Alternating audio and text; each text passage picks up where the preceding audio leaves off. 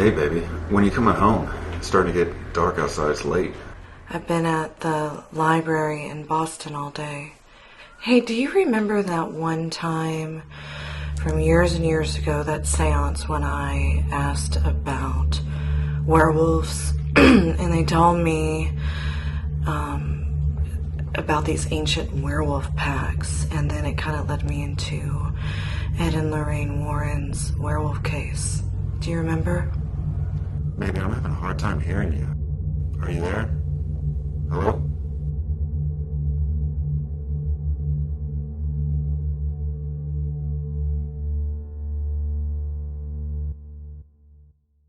What if cryptids, extraterrestrials, Sasquatch, werewolves, and more are really truly just hiding in plain sight?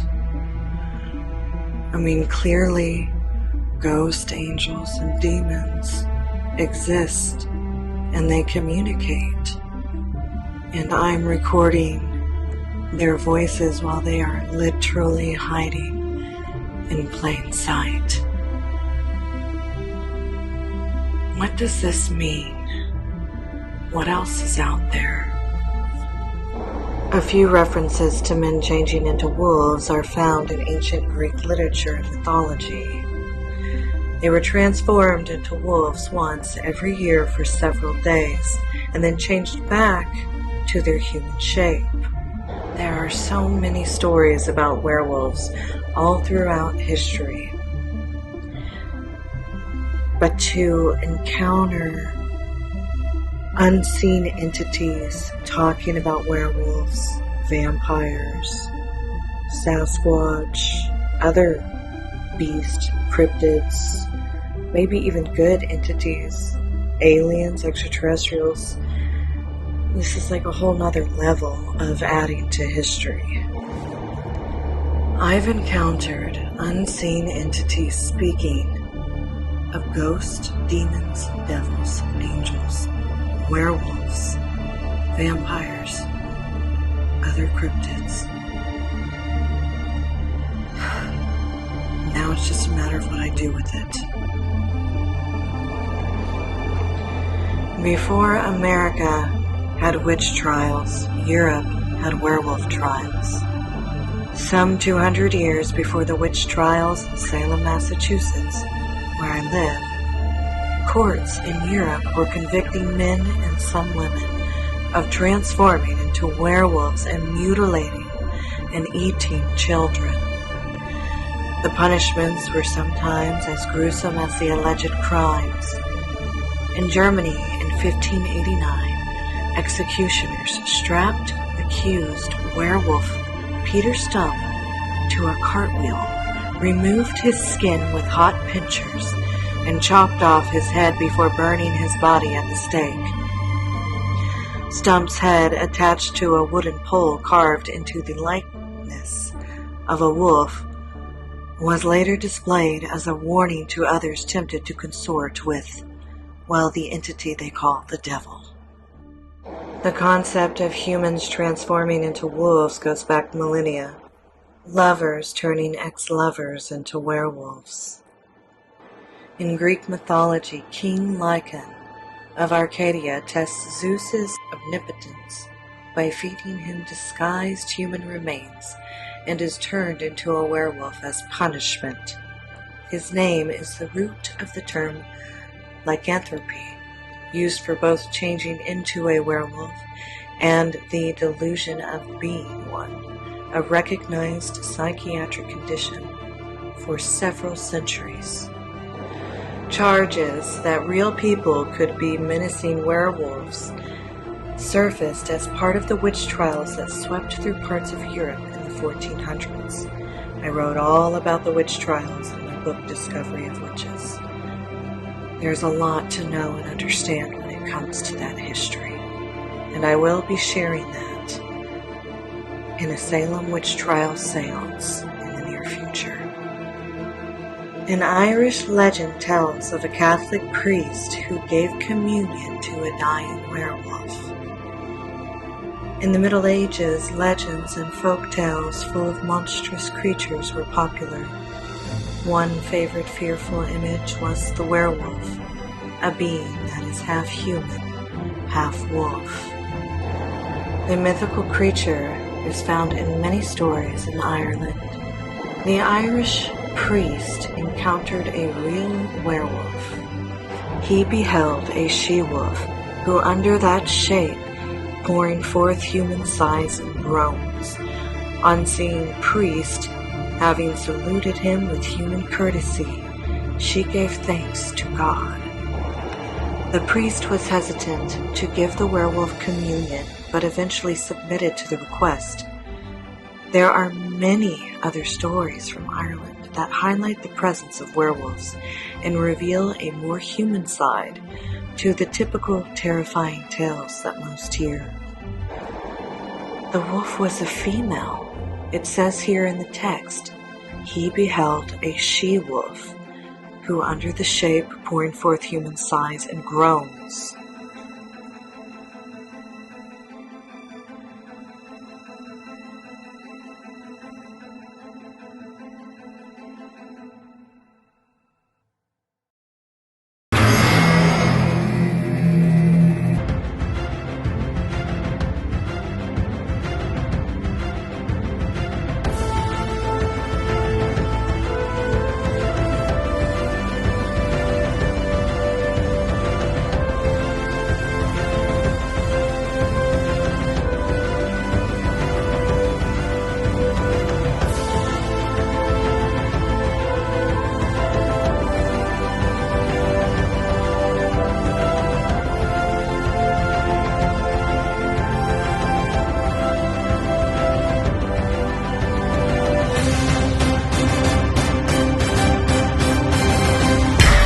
Lycanthropy.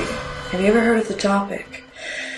I was sharing stories with a friend of mine who I also consider a colleague in this field, someone trustworthy and knowledgeable, someone I respect.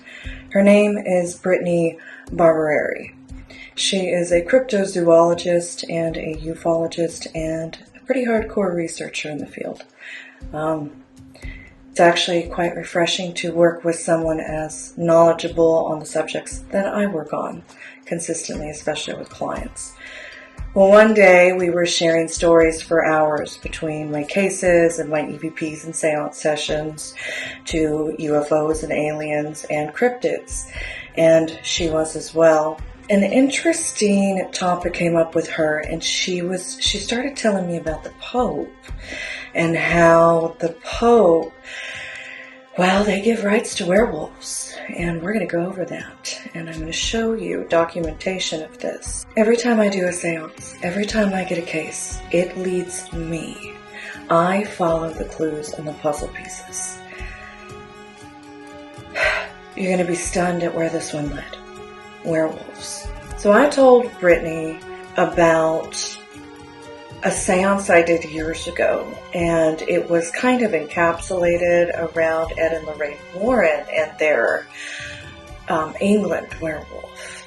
And their story was really interesting, and it was on Seekers of the Supernatural. Now come to believe possession started was when I was 9 years old.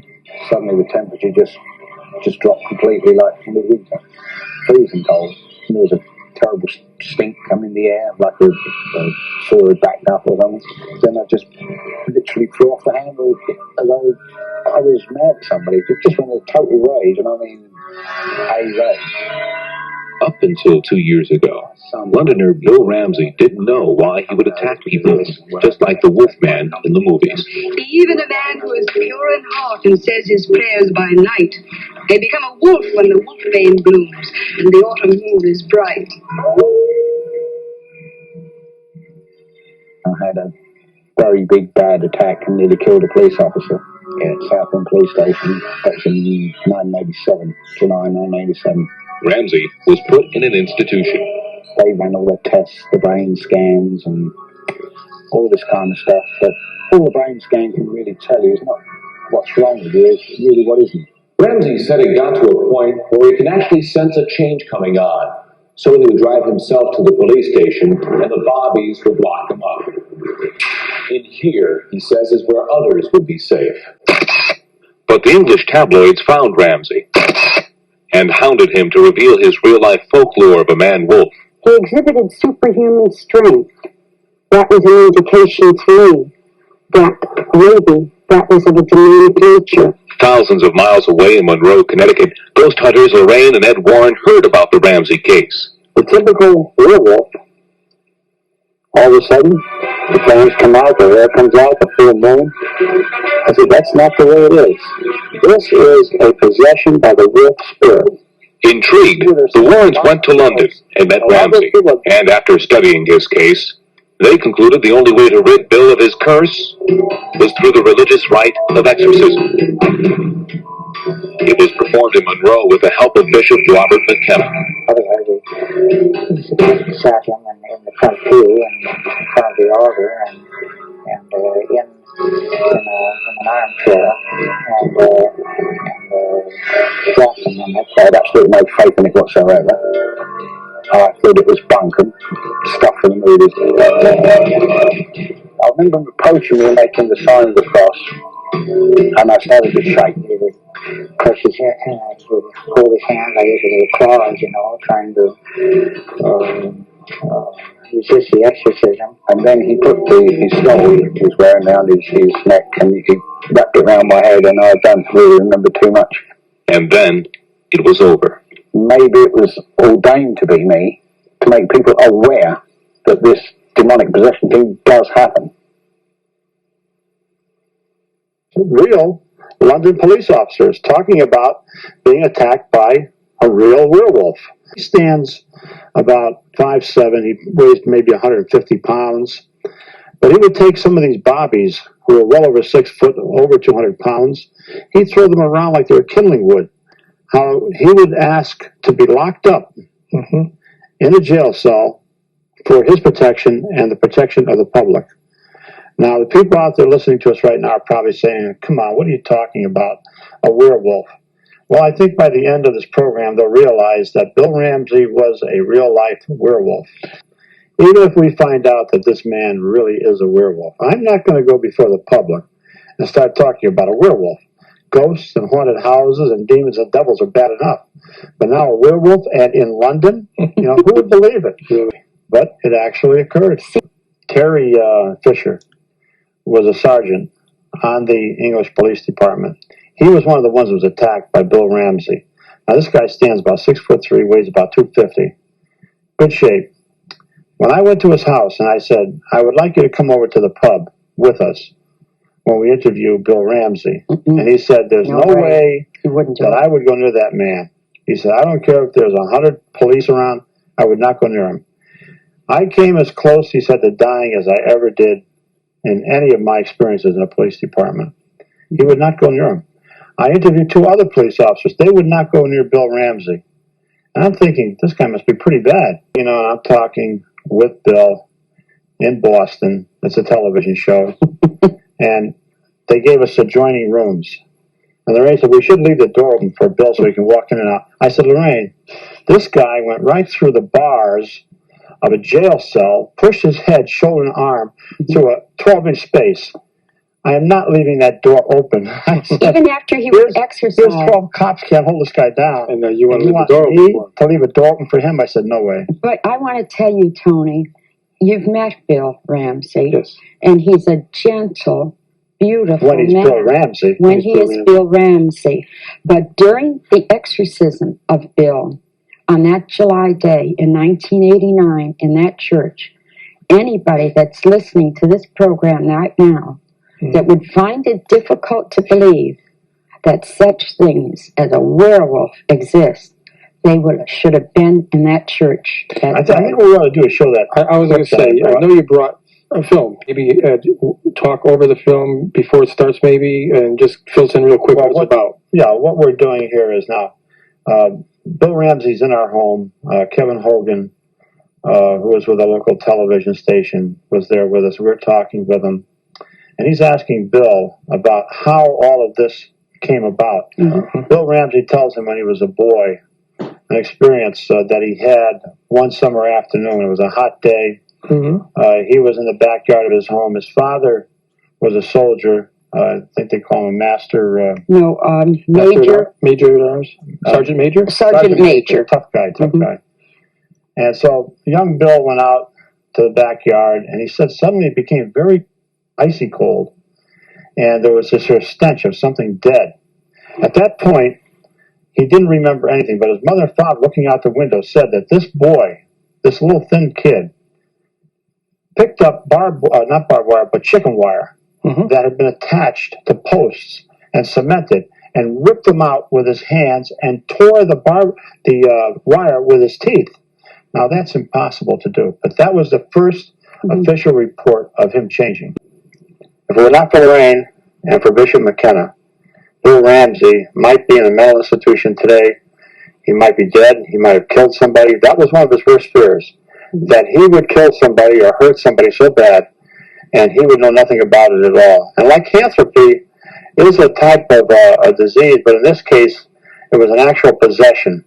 Now, when we talk about the wolf spirit, this means that he would react as a wolf would react. He had the strength of 50 men. I mean, this guy did feats that nobody could ever imagine. And, you know, every legend has fact behind it someplace. Your vampires, your ghosts, your werewolves. So Bill Ramsey is the only case that I know of that was a true case of a werewolf. Now, there are more werewolf accounts, especially over in Maine.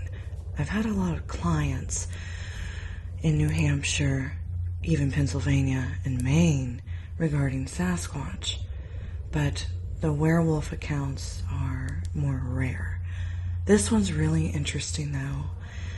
During this particular werewolf encounter that obviously involved, I think, up to 5 of them, the family saw strange white lights in the woods, and only this particular time, which makes me wonder if it has something to do with UFOs and some kind of hybrid manipulations. I'm not sure. But then the family saw the set of eyes staring back at them after they saw these lights. The encounter was around 20 feet in distance from them. And here's what the document says. There were 3 that were crawling towards us, so I didn't see the 5 all at once. I saw the 3, and when I put the light on them, that's what the shock was. Even 4 seconds can feel like 4 hours. You're just mesmerized. And they got up. They went sideways and they stayed all together. And all I could think of, the leg, the thigh going down to the leg. The thigh reminded me of a kangaroo, and the foot. What was odd about it, it had a very long arch and a heel like a human, and then it walked on. They didn't really look like toes as much as they looked like canine paws, with very long nails sticking out of it. And the reason I saw the nails is when they lifted their foot up, the dew was in the grass and you could see it shining. The color of their fur was a light brown and a very, very dark brown, and it was smooth on their body. And on their back they had a hunchback. The fur was very smooth on their legs, but around their heads it was wild. It was sticking up and tufty. I don't think it was matty looking as much as just unkempt. Their ears were on the side of their heads and went straight up past the top of their heads, about 3 inches above. It looked similar to how someone looks when they cover their ears and their hands when they don't want to listen to someone or want to block out loud noise.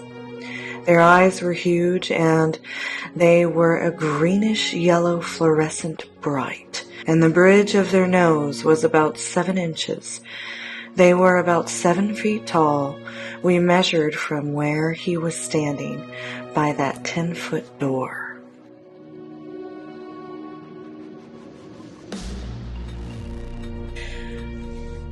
So years ago, I had done a seance for many folks who were asking, and I asked if werewolves existed. Look, I can't even say that. Okay. Well, they answered me. They started talking about an ancient pack and so much more. Are werewolves real? We remember the case with Lorraine Warren. Are werewolves real?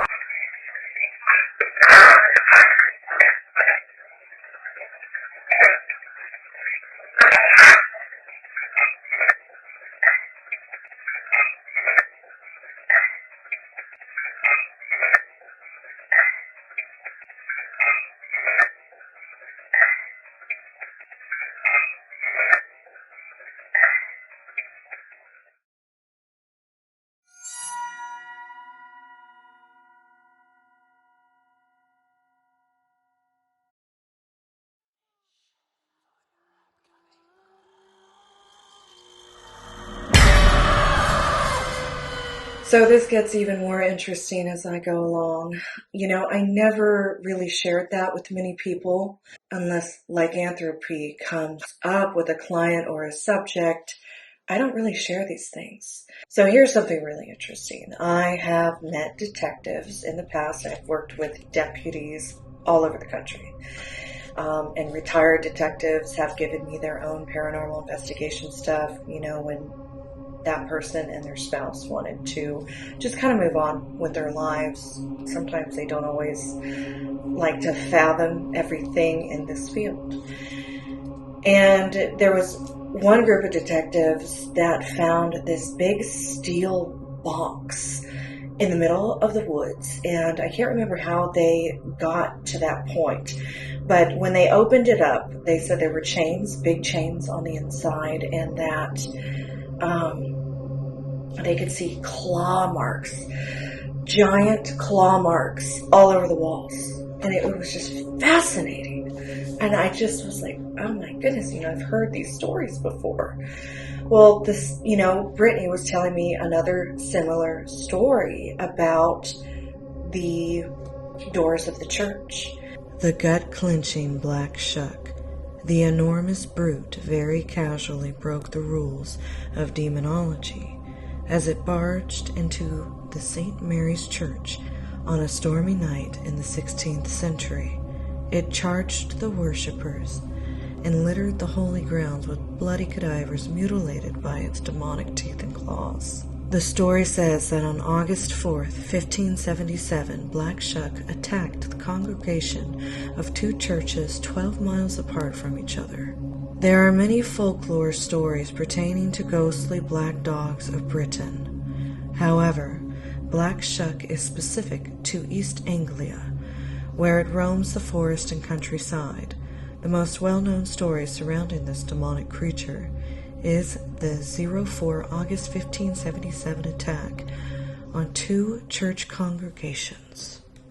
On Sunday, August 4th, 1577, a terrible thunderstorm broke out in the town of Bungay. The storm was described as darkness, rain, hail, thunder, and lightning, as was never seen the like. The weakly thatched cottages of the helpless townfolk were fiercely being swiped away its rage. The townfolk hoped for a miracle to save them. They knelt at St. Mary's Church, the religious heart of the town, and prayed for help. As the people prayed, lightning struck the church. In that same instant, a gigantic black dog appeared before the entrance, showing its bloodthirsty fangs. What happened afterward is described by the following olden verse. All down the church in midst of fire, the hellish monster flew, and passing onward to the choir, he many people slew. Black Shuck dashed in, tearing off people's throats and strangling worshippers with its front paws. Heat radiating from its foul physique instantaneously vaporized anyone nearby. Then, after satisfying its appetite with the horrified screams of masses, the dog suddenly disappeared. reappearing 12 miles away at the Holy Trinity Church. There it resumed its brutal activities, ripping the lives out of innocent victims. And it shows here what are the facts. Scorch marks on the Holy Trinity Church. Yes, I can see them. Records of the St. Mary's Church report a huge thunderstorm did break out on that date. Additionally, 2 people were found killed at the belfry. However, there is no elaboration as to the circumstances and cause of their death. According to some people, the north entrance door to the Holy Trinity Church shows several scratch marks allegedly made by the claws of Black Shuck. Black Shuck description. Sightings of Black Shuck occur at historical cemeteries, ancient pathways, lonely forests, and old water bodies of England. It has also appeared at traditional festivities and rituals. Its size is said to be that of a calf or a horse. The beast has blood-red eyes, glistening teeth, and shaggy black fur. Sometimes it is known to guard cemetery corpses and antiquated areas, whereas sometimes it is seen as an omen of death, foretelling the immediate death of the seer. Rarely, it also appears as a benevolent spirit guide and defender of the weak. So I take it upon myself one day. I'm like, you know what? I'm just going to do a session. I'm going to do a seance. I've kind of put the werewolf lycanthropy thing on the back burner for years. I did it with all sorts of cryptids. I always focused on angels, demons, ghosts, other little weird creatures that I've seen. And that was the majority when it came to my cases. But I think it's time that I share this and what I documented this past week. In Seance, I asked, okay, spirits, angels, what can you tell me about werewolves?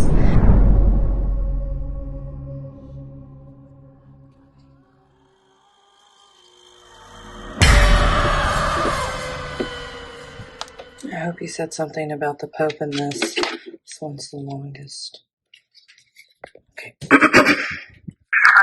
see what you say. What can you tell me about werewolves?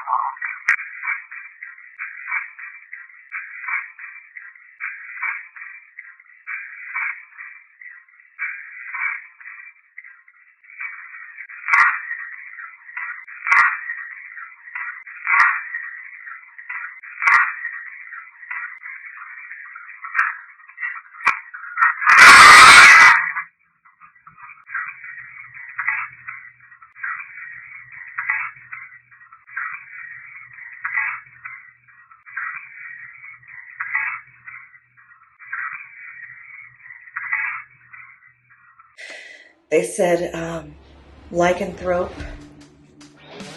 antidote, some things that were inaudible that I just could not understand.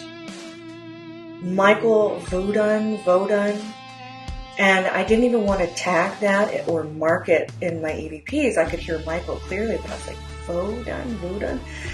It was interesting, and so I'm like, okay, I'm going to stop right here before I analyze any further in my analysis procedure. And I go and I type in basically all that statement.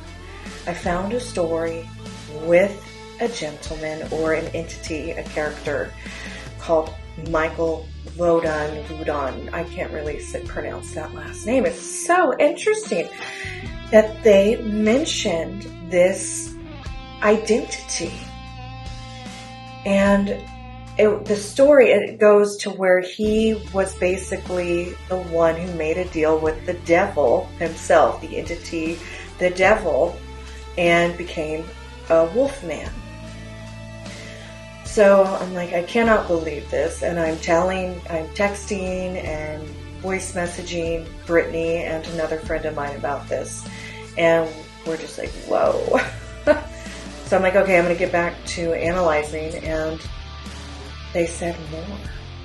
So if you just want to have a little bit of fun and dig deeper into this, it gets really deep when you dive into the werewolf trials that were before the witch trials of America.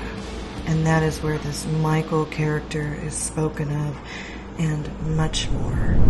So after they mentioned this Michael, they said his werewolf hunted for the majesties.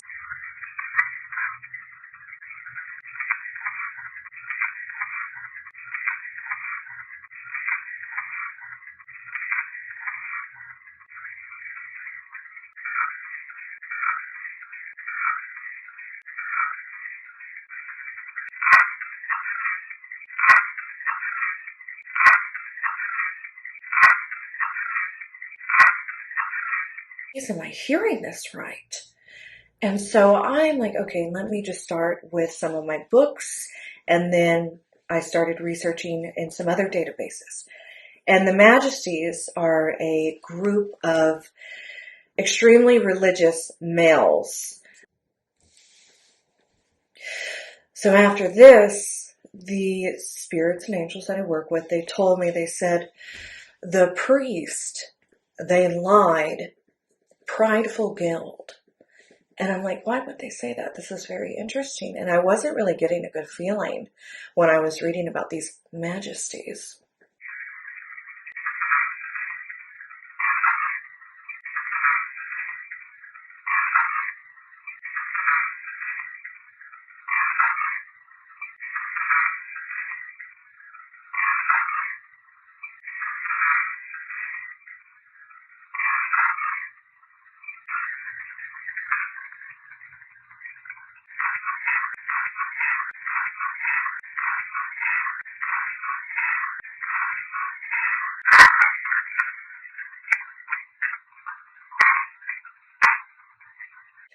So then they said, in the pack, a lot of loss.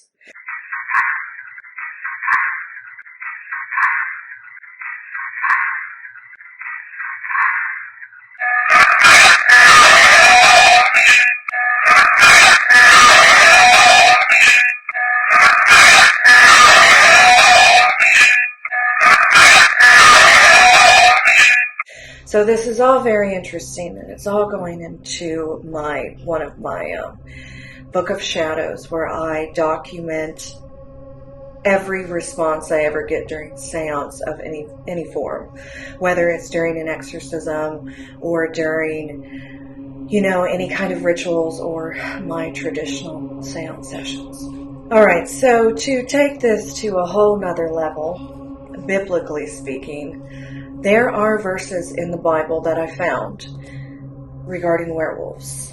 I found some on vampires as well. That will be for part 2 of vampires. This book is from 1887. Hold on. No, this is 1913. I have my other one here from 1887. And this is a Bible. And I've got a couple of these. I just haven't unpacked them all yet. And I found in here those verses, and I'm going to show them to you now.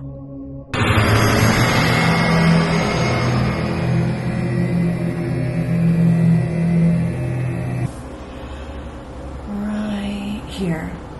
At that moment was the word fulfilled upon, and from men he was thrust out, and he ate grass as oxen, and his body was moistened with the dew of heaven, till his hair was grown like eagle's feathers, and his nails like birds' claws. So there's one.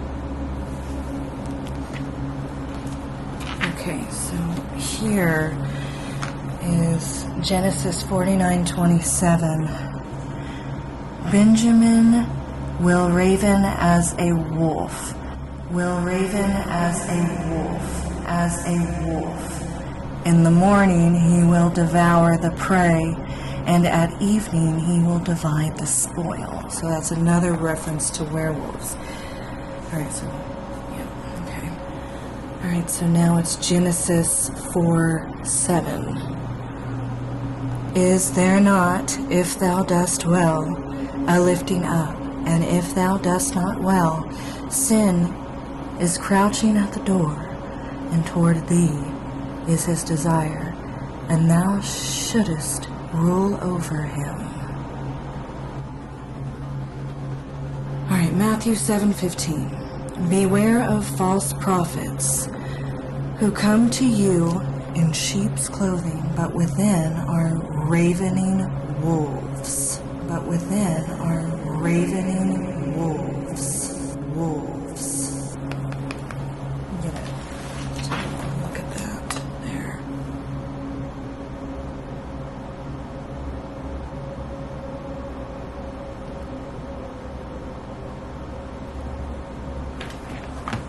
Okay, Matthew 10, and then it's 16 through 22. Let's see, it's right here. Behold, I send you forth as sheep in the midst of wolves. Become therefore wary as serpents and guileless as doves. Now, I have a lot of EVPs about serpents, but I'll get into that later.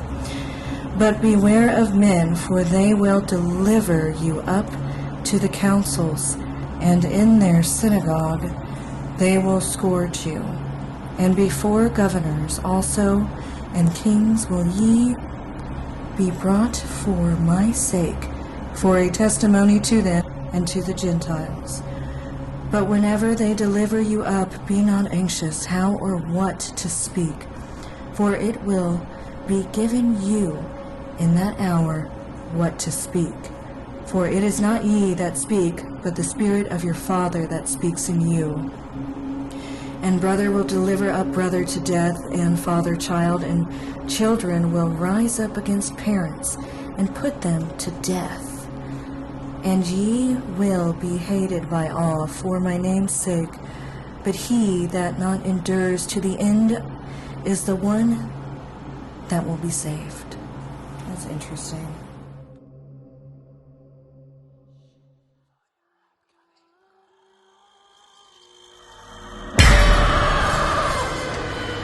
All right, so here's Boston, Massachusetts. Here is Salem, Massachusetts, Witch City, okay? Here is where I almost bought a house, and I still may one day. But what's interesting is that is exactly where the werewolves have been sighted, over here in Dogtown, right in this area. That's crazy. I am literally there all the time, sometimes on a weekly basis. I've slept in my truck in these areas, and this is insane because the werewolves have been sighted on the cliffs in these areas. So I'm going to tell you the story real quick. Okay, I'm going to tell you a story about a man who encountered a werewolf and the Men in Black and what happened, because I'm noticing some similarities with this story in Dogtown, Massachusetts, where people would eat a particular botanical and turn into a werewolf. But that's not the correlation. So let me read this to you. Dogtown in Massachusetts is a bona fide ghost town with a mysterious and fascinating past. Suspicious vagrants, wild dogs, witches, werewolves, old curses, and creepy dolls are all part of the legends that swirl around the eerie locale. You seriously won't believe this spot has been lurking just out of sight in our state for so many years.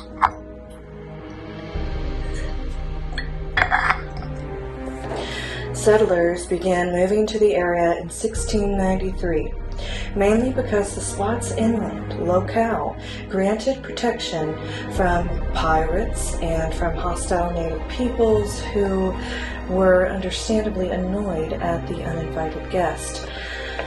At its peak, 1750 through 1800, Dogtown played host to around 100 families.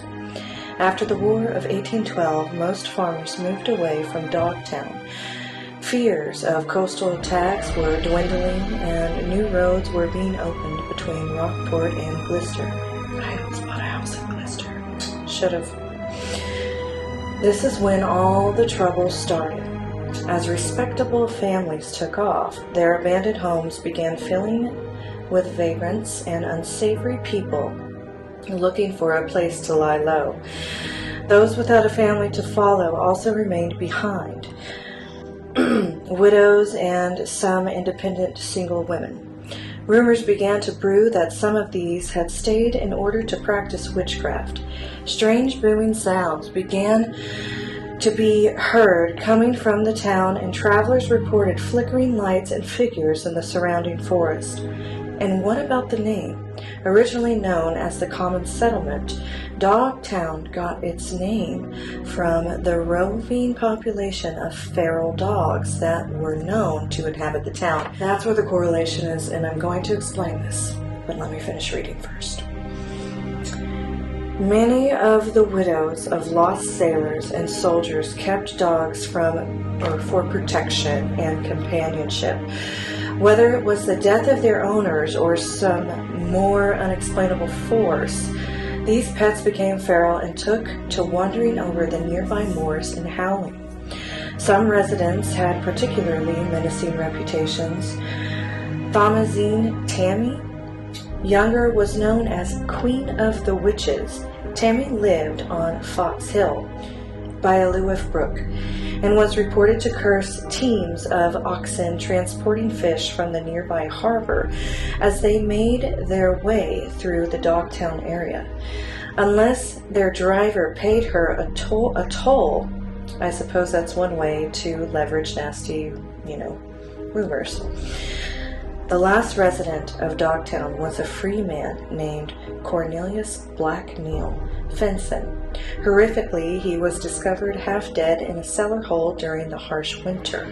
Babson was relocated to a poorhouse in Gloucester in 1830. He died very soon afterward. Roger Babson, the founder of Babson College, commissioned out-of-work stonecutters to carve what were meant to be inspirational inscriptions on 36 boulders in Dogtown during the Great Depression. There are 36 of these baffling and occasionally unsettling inscriptions scattered around the area. Early settlers of the area reported astounding levels of wolf activity. According to the late folklorist Richard Cahill, the local Oglum Indians stated that their ancestors actually possessed heads like dogs, and that eating a special local plant could allow anyone to adopt the same canine features. On March 17, 1984, a Boston resident claimed that he witnessed a gigantic animal roaming the cliffs near Dogtown. I will be going there, so stay tuned for that. He thought it might be a mountain lion, but local wildlife officials insist no mountain lions live on Cape Ann. March 17th was a full moon. On March 21st, a dead deer was found on Cranes Beach. It had been torn apart but not eaten.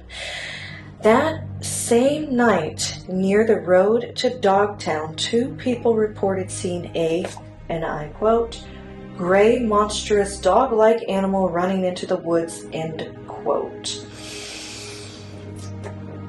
Okay. There's also a toy cemetery that's really interesting. I'll tell you guys about it when I take you with me to Dogtown, this ghost town. But what's really interesting too is that there were werewolf trials prior to the witch trials. So this is quite fascinating. So now I'm going to tell you about this man. So there's this elderly man, and he and his brother and his mother encountered a werewolf thing. They spoke of it having an awful smell, just like Ed and Lorraine Warren. They saw it one night. So their father wasn't home. They were in the South. They lived on a farm ranch kind of, situation. And one night their dad wasn't home, and they could see this thing standing out there. They said it looked like an ugly man dog. They didn't know what the hell they were looking at. It had yellow eyes. They ran to the house, and when they did, they slammed the door, and this thing was growling and scratching all over the door and all these things and messing with the handle. Scared the mother, scared these two boys. They were getting their guns. Well, their dad had come home later, and because the thing had left, I suppose, and their dad came home later and said he was going to give them a whipping if they didn't stop lying, until their mother intervened and said, no, I don't know what it was, but this really happened. You know, the scratching on the door, the hearing the growling, you know, this really happened, she told her husband. So they kind of let it go. They went to bed. Well, one of the boys woke up screaming because I guess he could hear this thing outside late one night. And he runs to his mother and father's room, and he says that there's like a big beast or something outside, and it's upsetting the other animals. So his dad tells him to grab the gun and shoot it. So he does. It was a whole, there were so many more details. Forgive me, I don't remember them all. And anyways, this is where it gets really serious. So they shoot it, they walk up to it, and after they kill it, and they're like, you know, I guess it was messing with their truck or something too, because they had shot through the truck and everything. And they go out there and they approach it, and they said it was the ugliest looking human dog thing they'd ever seen in their lives, and they didn't know who to call, so they called animal control or something like that. It was some kind of animal authorities. And so at that point, they came out, they took the body, because they said they were going to examine it, do all these things, and then they never saw the body again. They called for updates, never heard anything. Well, within those couple of weeks after the body was taken, they said they did see two men in black. I can't remember exactly what was swapped word-wise. I know that the son was out in the field, and he was doing something, and all of a sudden all these dogs, vicious, aggressive dogs, started running after him. So this young man runs over to his tractor, climbs to the top, you know, they're shooting the dogs, all these things that they had to do, and they call animal control again, and you know, they took the dogs away. And what I remember what this old man said, and he really was not happy to talk about this, and it was a good, you know, 30-45 minutes with all the details he remembered from his childhood. He said that there were never any wild dogs out there. He said they only appeared after these men in black, after this big beast thing, deformed beast dog man thing that they shot was taken off, and they never heard about it, saw it, anything again. Well, the same interesting thing is that they have all these dogs in this dog town story, right? Same thing. This isn't the first case where all these wild dogs just suddenly appear in the area. And the smell, too. There's always this awful, wretched smell around these werewolf things. Creatures, cryptids, I don't know. So, I think it's really interesting. So stay tuned, because I'm going to go to Dogtown. I'm going to take you with me. I'm going to also do some sessions there if it's quiet enough. Apparently it's a ghost town, so we'll see.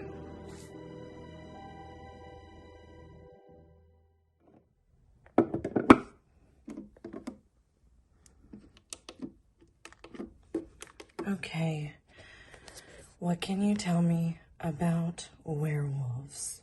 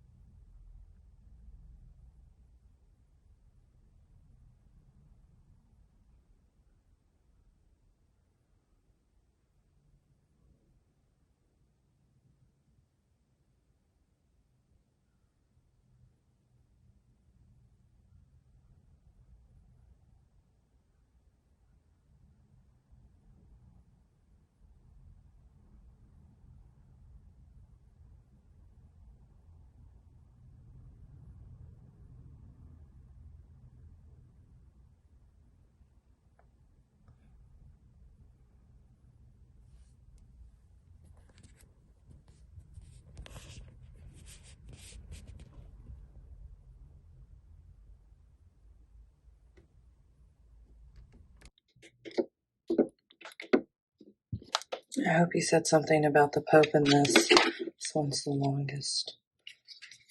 Okay. Let's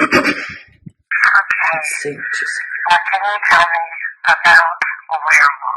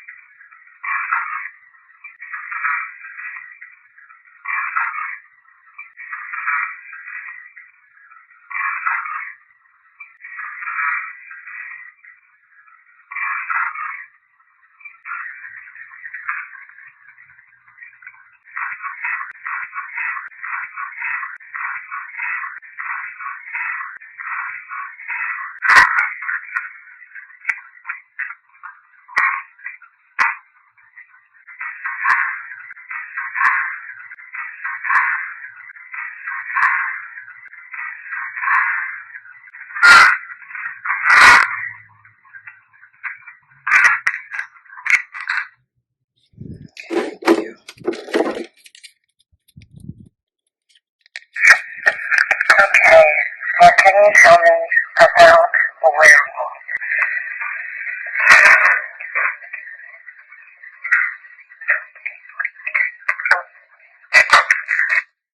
That one didn't pick you up as much. I'm not sure if this one got anything. Okay, what can you tell me about a werewolf?